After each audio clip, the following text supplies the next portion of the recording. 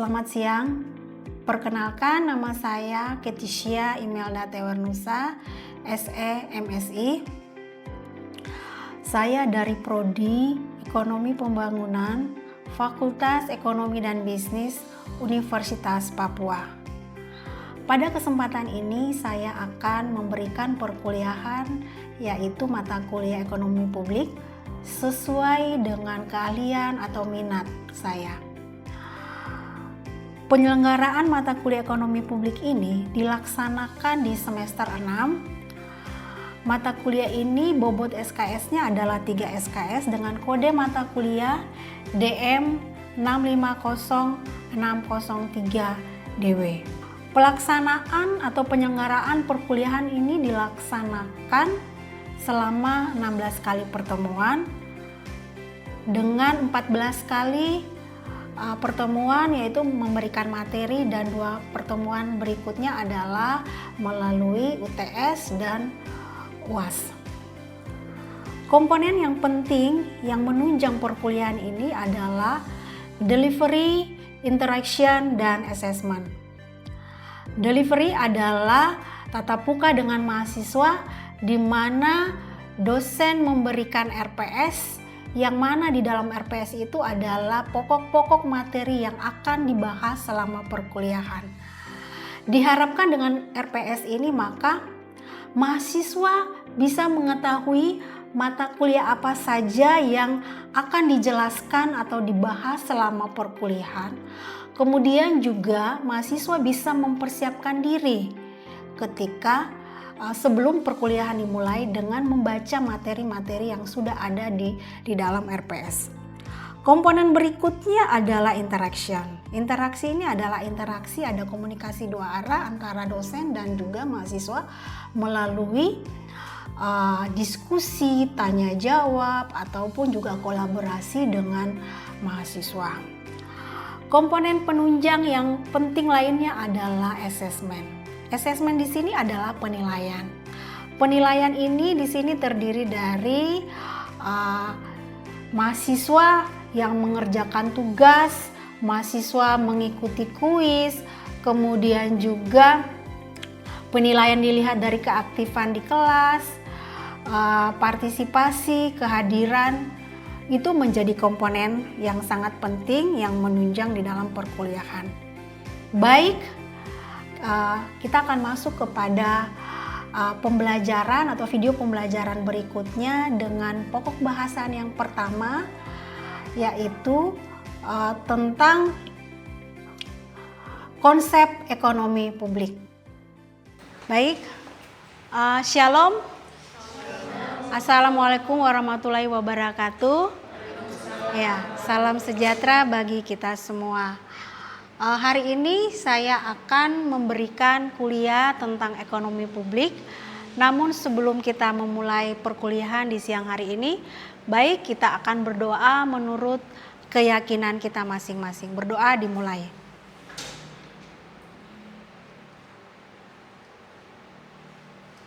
Berdoa selesai. Baik, mata kuliah yang akan saya berikan ini adalah mata kuliah ekonomi publik. Ekonomi publik ini adalah mata kuliah yang diampu atau diberikan pada mahasiswa di semester 6. Nah, mata kuliah ini kan kita ada tim ya. Saya akan mengajar pada awal perkuliahan sampai dengan UTS. Setelah itu dosen berikutnya yang akan memberikan perkuliahan. Kita lanjut kepada RPS. Adapun materi yang akan saya berikan atau pokok-pokok bahasan yang akan saya berikan itu adalah terdiri dari 6 pokok bahasan sebelum kita ujian tengah semester, yaitu materi yang pertama adalah saya akan memberikan materi tentang konsep ekonomi publik. Konsep ekonomi publik itu terdiri dari apa itu ekonomi publik. Kita akan belajar atau saya akan menjelaskan mengapa perlu peranan pemerintah, mengapa terjadi kegagalan pasar. Kemudian kadang dalam kebijakan atau program pemerintah itu Ada yang gagal, seringkali gagal. Kenapa itu terjadi? Kemudian ada di materi atau pertemuan berikutnya kita akan membahas tentang teori barang publik. Ya, jadi ada beberapa teori-teori barang publik, teori Erik Lindahl, Samuelson dan lain sebagainya. Itu akan dijelaskan pada pertemuan yang kedua. Pada pertemuan ketiga akan dibahas tentang eksternalitas. Kemudian di pertemuan yang keempat adalah materi atau pembahasan tentang analisis manfaat biaya. Kemudian di materi yang kelima atau pokok bahasan yang kelima adalah saya akan membahas atau menjelaskan tentang teori alokasi pengeluaran pemerintah. Jadi pengeluaran pemerintah itu ada teori-teorinya juga yang mendukung, misalnya teori dari Wagner, teori dari Pico-Weisman dan lain sebagainya. Kemudian di pertemuan sebelum UTS adalah materi tentang penerimaan pemerintah. Penerimaan pemerintah itu kan sumbernya kan bisa dari pajak, ya. Misalnya salah satu contoh, atau penerimaan minyak dan gas dan sebagainya, ya. Nanti itu akan Ibu jelaskan di pertemuan yang ke-6. Baik, saya akan menjelaskan hari ini adalah materi di pertemuan yang pertama, yaitu konsep ekonomi publik.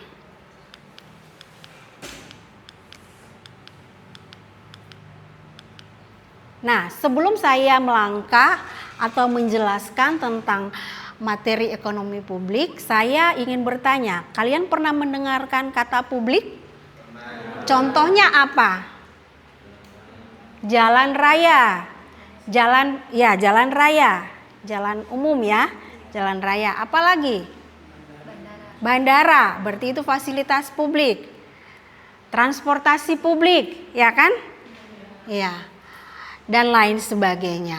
Nah, publik sendiri atau kata publik sendiri itu berasal dari bahasa Yunani, yaitu koinon. Kalau diterjemahkan ke dalam bahasa Inggris artinya common. Kalau kita terjemahkan lagi di dalam bahasa Indonesia adalah umum, ya. Nah, berarti ekonomi publik itu berbicara tentang kepentingan umum atau kepentingan masyarakat. Nah, ekonomi publik itu mempelajari tentang peran pemerintah, kemudian kebijakan dari pemerintah, dan dampak dari kebijakan dari pemerintah itu terhadap perekonomian dan kesejahteraan masyarakat. Ya, jadi itu ekonomi publik, kita mempelajari peranan pemerintah dan dampak dari kebijakan yang dikeluarkan oleh pemerintah terhadap kesejahteraan masyarakat. Kita lanjut lagi. Nah, dalam perekonomian tentu kita perlu peranan pemerintah.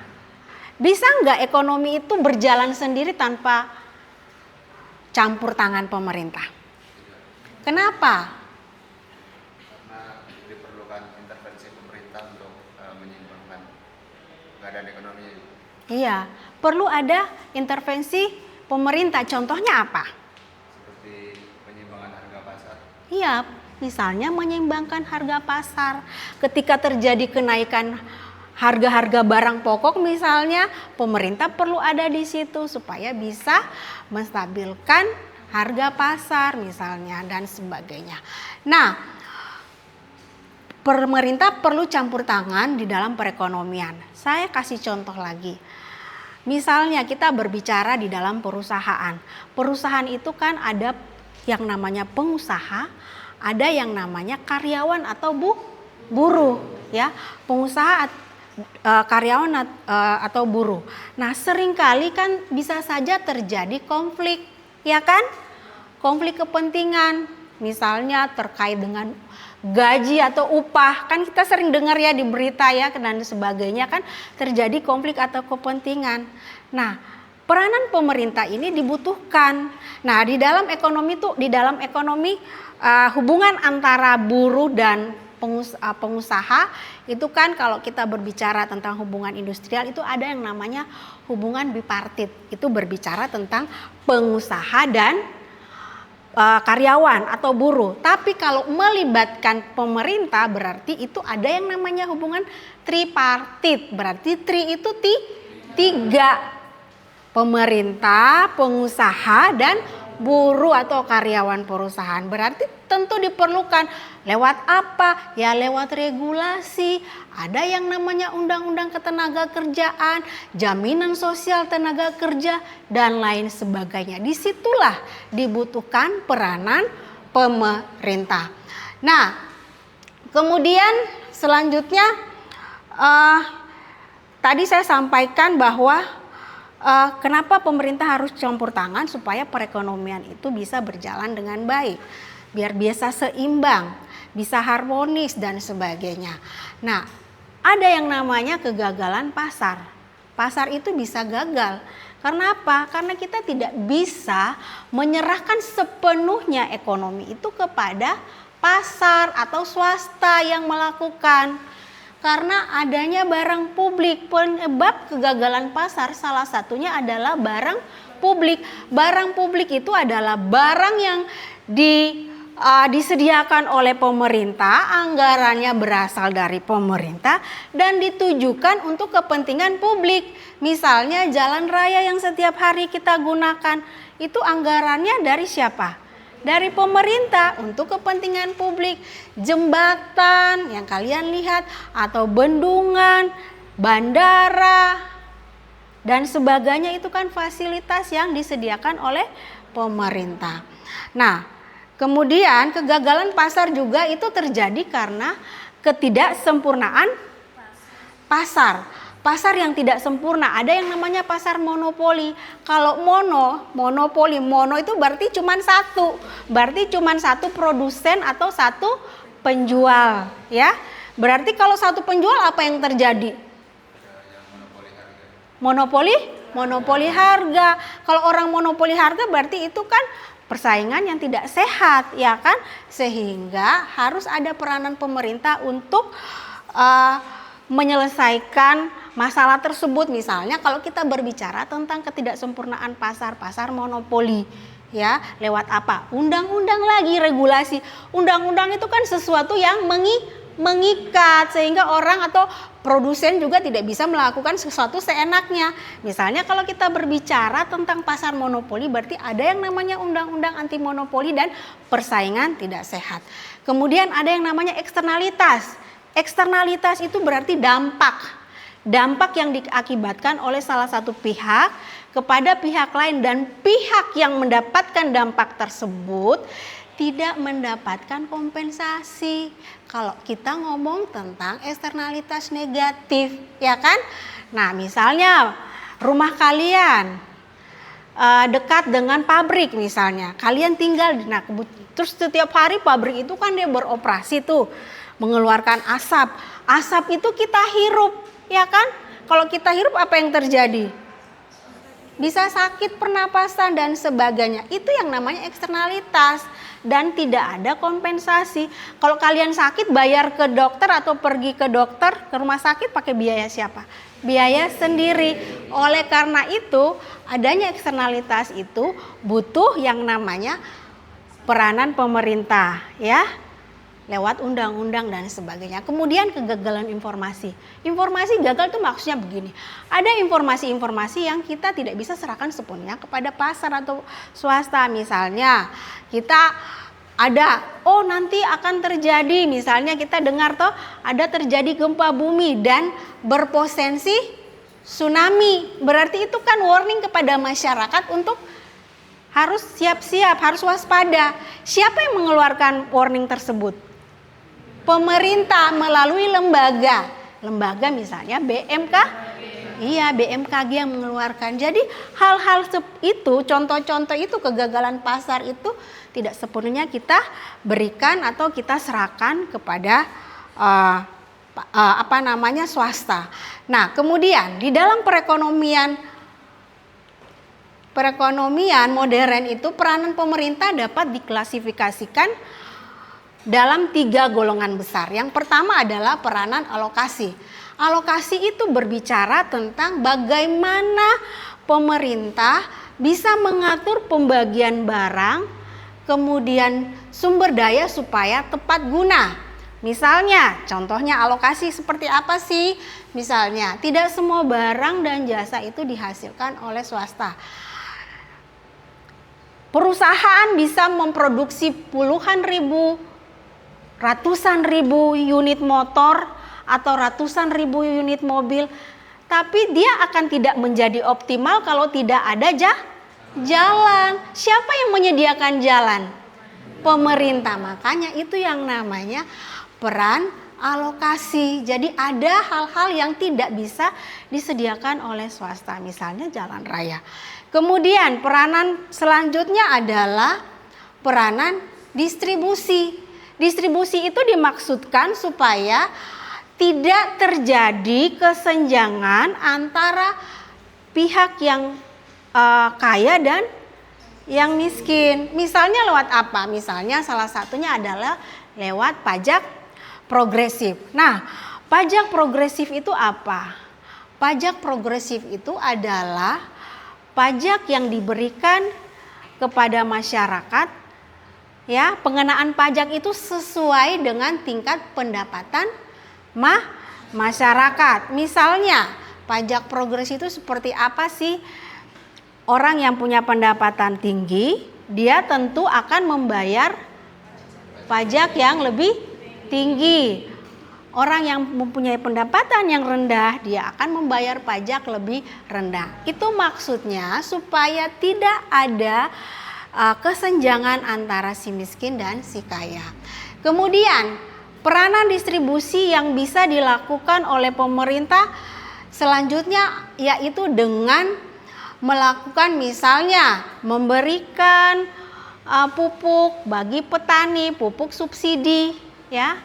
Subsidi itu adalah bagian dari pengeluaran pemerintah. Jadi kalau pengeluaran pemerintah untuk subsidi masyarakat yang tidak mampu untuk misalnya untuk pupuk, itu bagian dari kebijakan pemerintah yang namanya kebijakan fiskal. Ya. Ada kebijakan fiskal, ada kebijakan moneter. Kalau subsidi itu bagian dari kebijakan fiskal. Fiskal itu berbicara tentang bagaimana pemerintah mengelola penerimaan dan pengeluaran pemerintah. Penerimaan pemerintah itu lewat mana? Bisa lewat pajak, bisa lewat retribusi, ya kan? Kemudian kalau pengeluaran ya bisa misalnya subsidi anggaran yang diberikan. Subsidi anggaran yang dikeluarkan, misalnya kalau kita berbicara tentang subsidi pupuk, berbicara tentang peranan pemerintah dalam memberikan subsidi pupuk bagi petani supaya mereka bisa memperoleh yang namanya pupuk yang murah. Kemudian perumahan murah bagi masyarakat yang berpendapatan rendah. Kan ada perumahan murah yang diberikan kepada masyarakat yang berpendapatan rendah.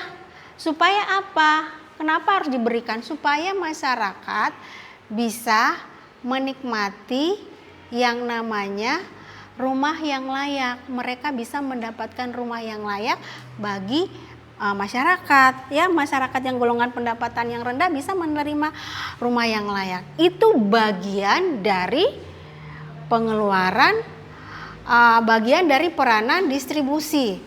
Nah, itu ya contohnya. Kemudian selanjutnya adalah kita berbicara tentang misalnya kalian pernah dengar nggak? Pasti sudah pernah dengar ya, bantuan langsung tunai. Ya, BLT. BLT itu berarti bagian dari peranan distribusi. Ya. Peranan distribusi. Kemudian kita lanjut adalah fungsi stabilisasi. Fungsi stabilisasi itu berbicara atau bagaimana pemerintah bisa menciptakan kondisi supaya perekonomian stabil. Misalnya tadi seperti Andre bilang, misalnya supaya harganya apa tadi? Stabil. Misalnya ketika terjadi kenaikan harga, sekarang misalnya ada kenaikan harga beras naik, harga minyak goreng naik, ya kan? Misalnya karena ada dampak dari kenaikan BBM. BBM itu kan punya dampak banyak ya. Misalnya kalau misalnya harga barang dari kebutuhan pokok, minyak goreng, beras biasanya Salah satu yang dilakukan pemerintah adalah melalui fungsi stabilisasi ini adalah menerapkan yang namanya operasi pasar murah ya. Jadi menyediakan beras atau kebutuhan pokok yang bisa dinikmati oleh masyarakat, atau kebijakan-kebijakan lain, misalnya kalau ada inflasi, ada kebijakan moneter mengatur suku bunga misalnya oleh Bank Sentral atau Bank Indonesia dan lain sebagainya. Itu adalah bagian dari fungsi stabilisasi. Nah, kemudian sampai di sini penjelasan saya. Apakah ada yang mau bertanya? Saya Ibu ingin Ya. bertanya, mengapa program atau kebijakan pemerintah itu gagal? Ya, terima kasih pertanyaannya. Seringkali program atau kebijakan dari pemerintah itu gagal atau bisa dikatakan gagal karena ada beberapa hal. Misalnya program yang dijalankan tidak tepat sasaran atau kurangnya pengawasan. Misalnya pemerintah ingin memberikan subsidi bagi BBM bagi masyarakat yang berpendapatan rendah, tapi yang nikmati orang berpendapatan tinggi atau menengah tinggi juga bisa menikmati. Berarti kan itu bisa dikatakan gagal karena tidak tepat sasaran. Padahal subsidi yang diberikan itu pemerintah sudah mengeluarkan anggaran yang cukup besar. Tapi pada akhirnya itu tidak dirasakan oleh semuanya masyarakat, tetapi ada masyarakat yang sebenarnya dia tidak perlu lagi itu dia nikmati. Jadi itu bisa dikatakan gagal atau tidak tepat sasaran. Baik, terima kasih. Saya rasa perkuliahan kita sampai hari ini. Terima kasih untuk partisipasinya. Nanti kita lanjutkan minggu depan ya. Oke, selamat siang. Terima kasih. Ya.